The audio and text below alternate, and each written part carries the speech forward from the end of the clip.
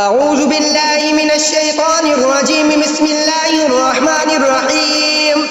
اللهم صل على سيدنا ومولانا محمد صاحب التاج والمعراج والبراق والعلم، دافع البلاء والوباء والقحط والمرض والألم.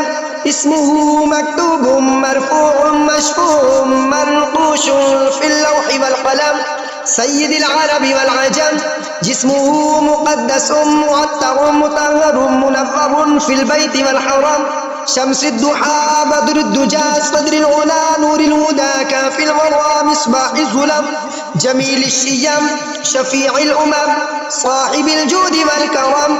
والله عاصمه وجبريل خادمه والبراق مركبه والمعراج سفره وسدرة المنتهى مقامه وقاب قوسين مطلوبه والمطلوب مقصوده والمقصود موجوده، سيد المرسلين خاتم النبيين شفيع المذنبين أنيس الغريبين رحمة للعالمين، راحة العاشقين مراد المشتاقين شمس العارفين سراج السالكين، مصباح المقربين محب الفقراء والغرباء والمساكين، سيد الثقلين نبي الحرمين إمام القبلتين وسيلتنا في الدارين صاحب قاب قوسين محبوب رب المشرقين ورب المغربين، جد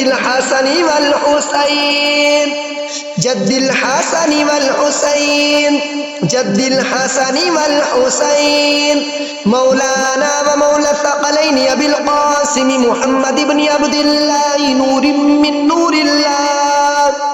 يا أيها المشتاقون بنور جماله بلغ العلا بكماله، كشف الدجى بجماله حسنت جميع خصاله، صلوا عليه وآله وأصحابه وسلموا تسليما كثيرا كثيرا كثيرا.